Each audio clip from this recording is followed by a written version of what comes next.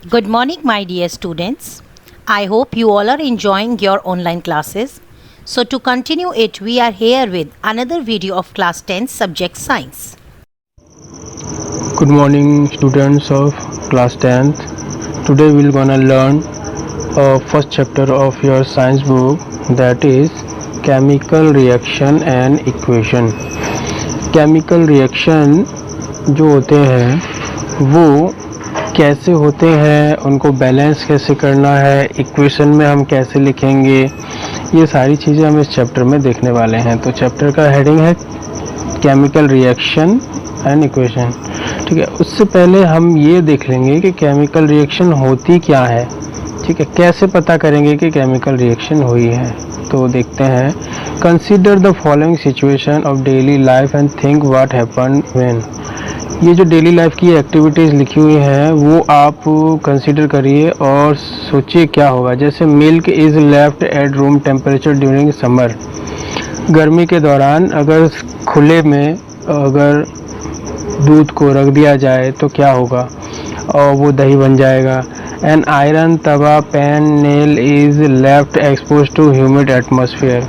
जो लोहे की चीज़ें हैं उनको हम नमी वाले वातावरण में या बारिश के दिनों में बाहर रखते हैं तो क्या हो जाता है, उस पर रस्ट आ जाती है। उसके बाद ग्रेप्स गेट फर्मेंटेड। जो आपकी अंगूर होते हैं, अंगूर जो है वो किशमिश बन जाते हैं। Food is cooked. फूड जो है कच्चा होता है तो उसका टेस्ट अपीयरेंस दूसरा होता है, और जब वो पकता है तब उसका टेस्ट अपीयरेंस दूसरा हो जाता है। Food get digestion in our body. हमारे बॉडी में फूड का डाइजेशन ये, और वी रिस्पायर, जो हम रेस्पायर यानी सांस लेते हैं। ये सारी जो एक्टिविटी यहाँ पर लिखी हुई है, ये सब एक्टिविटी में जो फिज़िकल चेंजेस होते हैं, जो सब्सटेंस होता है वो केमिकल रिएक्शन होने के बाद वो किसी दूसरे सब्सटेंस में कन्वर्ट हो जाता है। तो ये कुछ डेली एक्टिविटीज़ की चीज़ें हैं जिसको हम ऐसा बोल सकते हैं कि इसमें केमिकल रिएक्शन हुआ है। ठीक है, केमिकल रिएक्शन हुआ है जिसके फलस्वरूप रिज़ल्ट में हमें जो उसका रिज़ल्ट होता है वो दूसरा मिलता है। उसके बाद नीचे देखते हैं। In all the above situation, the nature and the identity of initial substance have somewhat changed. In all the above situation, जितनी भी सिचुएशन ऊपर लिखी हुई है, the nature and the identity of initial substance. Initial substance मतलब initial substance मतलब जो पहले लिया हुआ है पदार्थ। substance मतलब पदार्थ जो पहले लिया हुआ है। सपोज करो आप दूध ले रहे हैं, दूध को आप रख देते हैं गर्मी के दिनों में या बाहर खुले में रख देते हैं, तो ये जो है ये इनिशियल सब्सटेंस हुआ। नेचर एंड आइडेंटिटी, जो इनिशियल सब्सटेंस है उसका नेचर और आइडेंटिटी सम हैव चेंज्ड, वो चेंज हो जाता है। ठीक है, तो इसी से हमें पता चलता है कि केमिकल रिएक्शन हुई है। We have already learned about physical and chemical change of matter in our previous class. Previous class मतलब नाइन्थ में स्टूडेंट्स हम ये पढ़ चुके हैं। जो हमारा चैप्टर 1 था एनसीईआरटी बुक का साइंस का, जो लिखा हुआ था physical and chemical change of matter. Matter मतलब पदार्थ, पदार्थ में फिजिकल और केमिकल चेंजेस होते हैं। ठीक है, ये हम क्लास 9th में पढ़ चुके हैं। Whenever a chemical change occur, we can say that a chemical reaction has taken place. Whenever जब भी केमिकल चेंज अकर, केमिकल चेंज होता है यानी कि वो जो सब्सटेंस था, जो इनिशियल सब्सटेंस था, उसमें केमिकली चेंज हम देखते हैं तो हम ऐसा मानेंगे कि केमिकल रिएक्शन हुआ है उनके बीच में। अब नेक्स्ट पैराग्राफ में क्या लिखा है। You may perhaps be wondering as to what is actually meant by a chemical reaction. आप केमिकल रिएक्शन क्या होते हैं ये सोच के थोड़े चौंक जाएंगे। अब केमिकल रिएक्शन क्या होते हैं, उसके रिज़ल्ट क्या मिलते हैं हमें, और किस तरीके से इनिशियल सब्सटेंस फाइनल सब्सटेंस में चेंजेस होता है, वो यहाँ पर एक एक्टिविटी है उसमें देखते हैं। ये एक्टिविटी में कुछ जो है आपकी सावधानियाँ रखनी है। सावधानी क्या रखनी है, कुछ आपके एल्डर या आप टीचर के सुपरविज़न में ही ये करना है। एक्टिविटी क्या है, clean a magnesium ribbon about 3 to 4 centimetre long bye rubbing it with sand paper. अब पहले आपको मैं बता दूं मैग्नीशियम रिबन क्या होती है। मैग्नीशियम रिबन एक छोटी सी पट्टी होती है मैग्नीशियम की, ठीक है। उसको क्या करना है, पहले क्लीन करना है रब करके। क्लीन करने को क्यों कहा है स्टूडेंट्स, यस क्योंकि मैग्नीशियम ऑक्सीजन के संग रिएक्शन करके उसके ऊपर मैग्नीशियम ऑक्साइड का एक लेयर बना लेती है, जिससे जो है उसको एक्सपोज करने में, एक्सपोजन में यानी कि उसको जलाने में थोड़ा सा वक्त लगता है। तो इसलिए उसको क्लीन करने के लिए यहाँ पर हिदायत दी गई है। तो मैग्नीशियम रिबन को क्लीन कर लेंगे। Next, hold it with a pair of tong, उसको आपको सड़ासी से पकड़ के रखना है। Burn it using a spirit lamp और बर्नर, उसको आपको स्पिरिट लैम्प में उसको जलाना है। Collect the ash so formed in the watch glass, जैसे यहाँ पर आप एक्टिविटी देख रहे हैं सेम एक्टिविटी है जो यहाँ पर लिखी हुई है। जो मैग्नीशियम रिबन है उसको जो है बर्नर में बर्न करा है, और उसके बाद जलने के बाद जो वाइट कलर का ऐश यानी राख बचा है उसको हमने यहाँ वॉच ग्लास में लिया हुआ है, ठीक है। तो अब हम क्या देखेंगे कि मैग्नीशियम, ये जो एक्टिविटी है इससे हमें क्या कंक्लूजन निकलता है कि मैग्नीशियम रिबन जो हमने ली थी उसका फिज़िकल अपीयरेंस और जो स्टेट वो दूसरा था, और जो राख बन गई, जो ऐश हुआ, तो उसका फिज़िकल अपीयरेंस दूसरा था। तो इससे हमें ये पता लगता है जो इनिशियल हमने सब्सटेंस लिया था और फाइनल सब्सटेंस है उन दोनों में चेंज है। तो इससे हमारा कंक्लूजन ये निकलता है कि ये इसमें केमिकल रिएक्शन हुआ है, ठीक है स्टूडेंट। उसके बाद नेक्स्ट पेज पर आइए। You must have observed that magnesium ribbon burns with a dazzling white flame। अब ये एक्सपेरिमेंट करने के बाद आप देखेंगे कि जो मैग्नीशियम रिबन होती है वो जलेगी डिजलिंग वाइट फ्लेम, यानी कि चमकीला, डिजलिंग मतलब चमकीला सफ़ेद कलर का फ्लेम यानी ज्वाला, यानी सफ़ेद कलर के आग से जलती हुई दिखाई देगी। And change into a white powder, और वो जो काले रंग का सब्सटेंस था इनिशियल सब्सटेंस वो वाइट पाउडर में चेंज हो चुका होगा। This powder is magnesium oxide, ये पाउडर जो है मैग्नीशियम ऑक्साइड कहलाती है। It is form due to the reaction between magnesium and oxygen present in the air. और जो मैग्नीशियम ऑक्साइड, ये मैग्नीशियम ऑक्साइड जो हमको मिला है ये किससे मिला है, ऑक्सीजन, जो मैग्नीशियम तो था हमारे हाथ में जिसको हमने बर्न करा, और ऑक्सीजन एटमॉस्फेयर से मिला है। तो मैग्नीशियम और ऑक्सीजन रिएक्शन करके दोनों कंबाइन हो गए, जुड़ गए, तो हमें क्या मिला, मैग्नीशियम ऑक्साइड, ठीक है। तो ये जो एक्टिविटी थी 1.1 उसमें ये प्रूव होता है। अब एक्टिविटी नंबर 1.2 देख लेते हैं। Take a lead nitrate solution in a test tube, एक टेस्ट ट्यूब में नाइट्रेट का सॉल्यूशन लेना है, वो नीले कलर का जो सॉल्यूशन होता है, और add a potassium iodine solution to this, what do you observe, उसके ऊपर पोटेशियम आयोडीन का सॉल्यूशन जो है ऐड करना है और ऑब्जर्वेशन को चेक करना है। ये एक्टिविटी स्टूडेंट्स हम क्लासेस जब शुरू हो जाएंगी तब ये एक्टिविटी हम परफॉर्म करेंगे लेबोरेटरी में, ठीक है। अब एक और एक्टिविटी यहाँ पर दी हुई है उसको हम देख लेते हैं, जो एक्टिविटी नंबर 1.3 है। इसमें लिखा है take a few zinc granules. Zinc granules क्या होती हैं, जिंक के छोटे छोटे टुकड़े।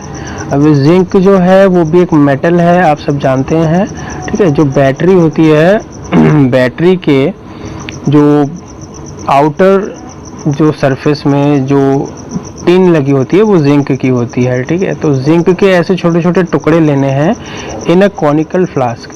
कॉनिकल फ्लास्क किसे कहते हैं? इस शेप का जो फ्लास्क कांच का होता है इसको हम कॉनिकल फ्लास्क कहते हैं, ठीक है। एक्सपेरिमेंट पर्पस में इसके नेम आपको याद रखने हैं, कॉनिकल फ्लास्क ये रहा। अब क्या करना है आगे? नेक्स्ट, जिंक ग्रेन्यूल को कॉनिकल फ्लास्क में लेना है और टेस्ट ट्यूब, आप उसको टेस्ट ट्यूब में भी ले सकते हैं। Next, add dilute hydrochloric acid और सल्फ्यूरिक एसिड। ये दोनों एसिड होते हैं स्ट्रॉन्ग एसिड, ठीक है। तो इसीलिए इनको डाइल्यूट लेने के लिए कहा है। डाइल्यूट मतलब उसकी जो हमें सांद्रता है, कंसंट्रेशन, उसको कम रखनी है जिससे कि वो हार्मफुल ना हो। हाइड्रोक्लोरिक एसिड यानी HCl या फिर सल्फ्यूरिक एसिड यानी H2SO4, ठीक है। ये आपको लेना है।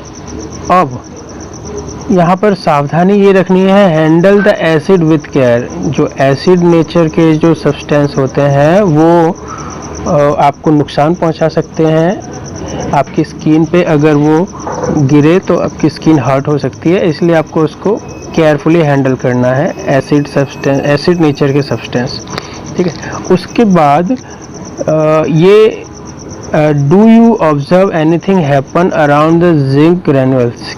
अब जिंक ग्रेन्यूल में क्या चेंजेस होंगी वो देखेंगे। Touch the conical flask with the test tube, is there any change in its temperature. उसके बाद कॉनिकल फ्लास्क और टेस्ट ट्यूब जिसमें आप जो ये एक्सपेरिमेंट करेंगे उसको आपको टच करना है और चेक करना है कि टेम्परेचर में कोई चेंजेस आए हैं क्या, ठीक है। तो ये जो आपका एक्सपेरिमेंट हुआ इसमें क्या होगा, जिंक ग्रेन्यूल जो होंगे वो जिंक है और H2SO4 या फिर HCl आप लेंगे तो HCl का हाइड्रोजन गैस रिलीज होगा और जिंक और क्लोरीन मिलकर जिंक क्लोराइड बनाएंगे, ठीक है।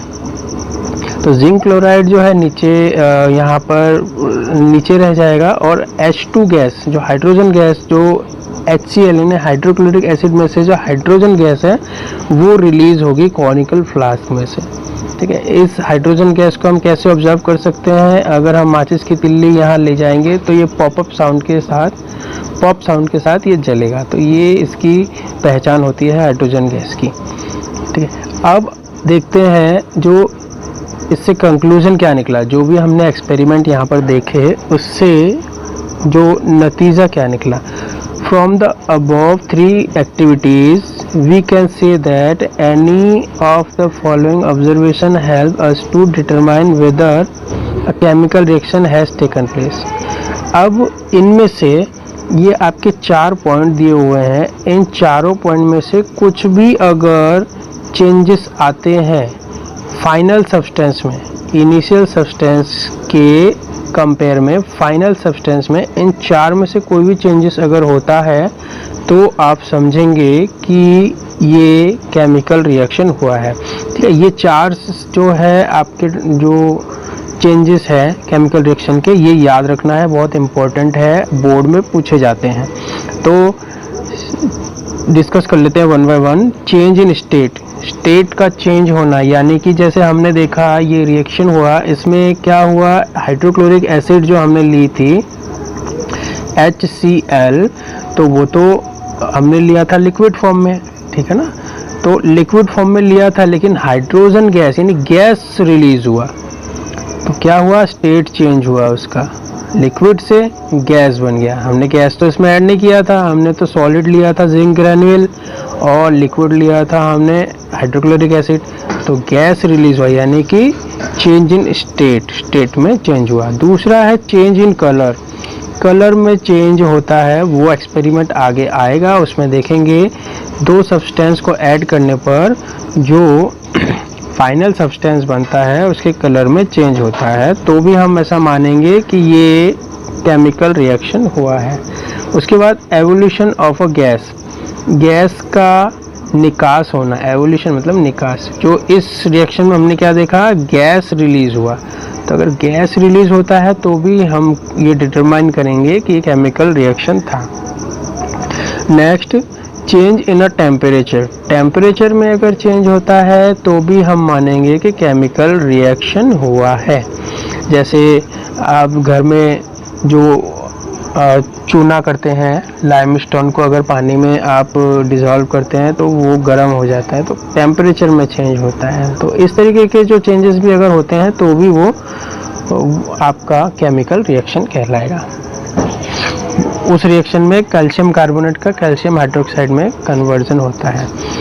अब नेक्स्ट देखते हैं, as we observe the change around us we can see that there is a large variety of chemical reaction taking place around us। अगर हम अपने आसपास चीज़ों को ऑब्जर्व करेंगे इन 4 कैटेगरी में देखकर, तो हमको ये पता लगेगा कि हमारे आसपास लार्ज क्वांटिटी में यानी बड़े अमाउंट पर केमिकल रिएक्शन होते हैं। We will study about the various type of chemical reaction and their symbolic representation in this chapter। इस चैप्टर में हम पढ़ने वाले हैं बहुत तरह के केमिकल रिएक्शन और उनके सिंबलिक रिप्रेजेंटेशन। सिंबलिक रिप्रेजेंटेशन क्या है स्टूडेंट्स? जैसे कि हम जानते हैं अलग अलग मेटल के अलग अलग सिंबल्स होते हैं। ये आप अपने प्रीवियस क्लासेस में कई बार इसको पढ़ चुके हैं। और अगर ये सिंबल्स अलग अलग जितने भी मेटल्स होते हैं उनके सिंबल्स अगर आपको आते हैं तो अच्छी बात है, मुझे कमेंट करके बताइए। अगर आपको नहीं आते हैं और आपको ये सिंबल्स चाहिए तो मैं आपको सिंबल्स प्रोवाइड करा दूंगा। कमेंट बॉक्स में आप मेरे को लिख कर बताइए, ठीक है स्टूडेंट्स। नेक्स्ट आप देखते हैं हेडिंग 1.1 केमिकल इक्वेशन। अब ये जो केमिकल रिएक्शन हुआ जो हमने ऊपर देखा, जैसे हमने जिंक ग्रेन्यूल लिए और इसमें हाइड्रोक्लोरिक एसिड ऐड किया, यहाँ पर सल्फ्यूरिक एसिड है, आप हाइड्रोक्लोरिक एसिड भी ऐड कर सकते हैं, और H2 गैस यानी हाइड्रोजन गैस रिलीज हुआ।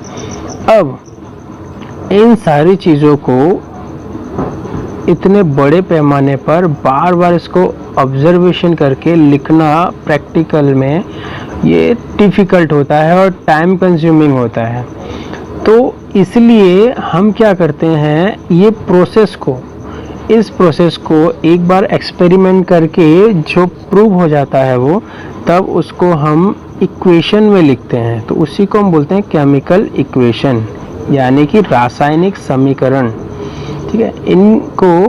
इनके जो भी सिंबल्स हैं उन सिंबल्स को, और जो हमने इनिशियल सब्सटेंस लिए हैं वो 2 हो या 2 से ज़्यादा हो, ठीक है, इनिशियल सब्सटेंस, और वो इनिशियल सब्सटेंस के सिंबल ऐड होके मिलके फाइनल सब्सटेंस जो भी मिलता है और उसको हम दोनों तरफ बैलेंस करते हैं, इसको हम केमिकल रिएक्शन बोलते हैं, केमिकल इक्वेशन बोलते हैं, ठीक है।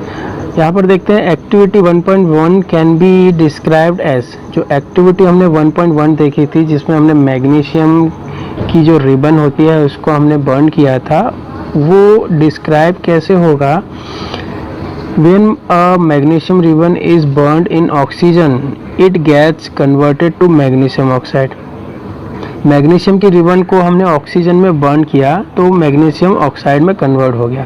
स्टूडेंट्स, आपने प्रीवियस क्लासेस में ये जान चुके हैं और बार बार आपने पढ़ा हुआ भी है। तो कोई भी चीज़ को बर्न करने के लिए हमें ऑक्सीजन की प्रेजेंस बहुत ज़रूरी होती है। ऑक्सीजन अगर एब्सेंट होगा तो वो जो भी सब्सटेंस है वो बर्न नहीं हो पाएगा। तो इसीलिए ऑक्सीजन के साथ रिएक्शन होता है, जिस चीज़ का वही बर्न होता है और उसी से हमें एनर्जी मिलती है, यानी कि हीट एनर्जी मिलती है, ठीक है। Back to the point, magnesium oxide को हमने बर्न किया था। This description of a chemical reaction in a sentence form a quite long. इसी चीज़ को अगर हम सेंटेंस में लिखेंगे तो वो बहुत लंबा होता है, ठीक है, बार बार उसको दोहराना टाइम कंज्यूमिंग होता है। It can be written in a shorter form. ये शॉर्ट फॉर्म में भी लिखे जा सकते हैं और जो समझने योग्य भी होते हैं। The simplest way to do this is to write it in the form of a word equation. ये चीज़ को हम वर्ड इक्वेशन भी लिख सकते हैं, तो वो से हम कहेंगे केमिकल इक्वेशन। जैसे हमने जो फर्स्ट एक्टिविटी की थी 1.1, मैग्नीशियम ऑक्साइड को बर्न किया था। सेम देखिए यहाँ पर लिखा है मैग्नीशियम, जो हमने मैग्नीशियम की जो हमने रिबन ली थी रब करने के बाद, वो प्योर मैग्नीशियम थी। और उसके बाद जब हमने उसको बर्न किया तो ऑक्सीजन के साथ बर्न किया। अब उसे अगर हम एब्सेंस ऑफ ऑक्सीजन में बर्न करते तो बर्न नहीं हो पाता, ठीक है। उसको अगर हम वैक्यूम में बर्न करते तो it couldn't B burned. So magnesium is combined with oxygen, then what we will get? Magnesium oxide. So these are chemical equation.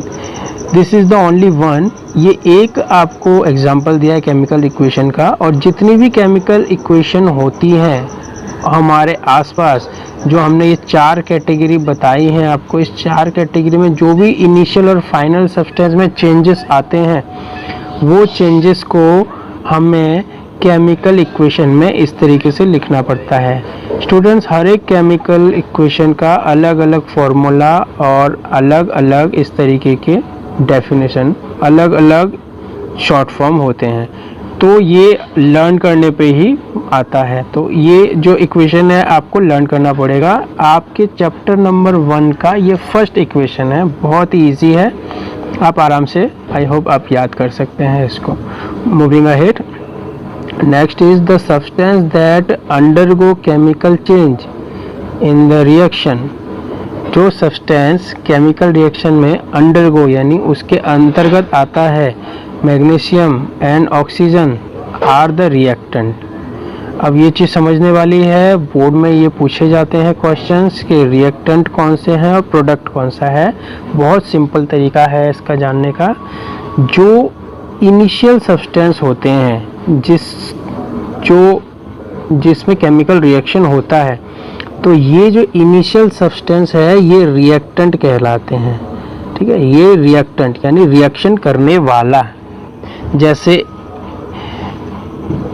Agent वैसे रिएक्टेंट। एजेंट क्या होता है? कोई चीज़ करने वाला, ठीक है। तो ऐसे ये रिएक्टेंट, रिएक्शन करने वाला।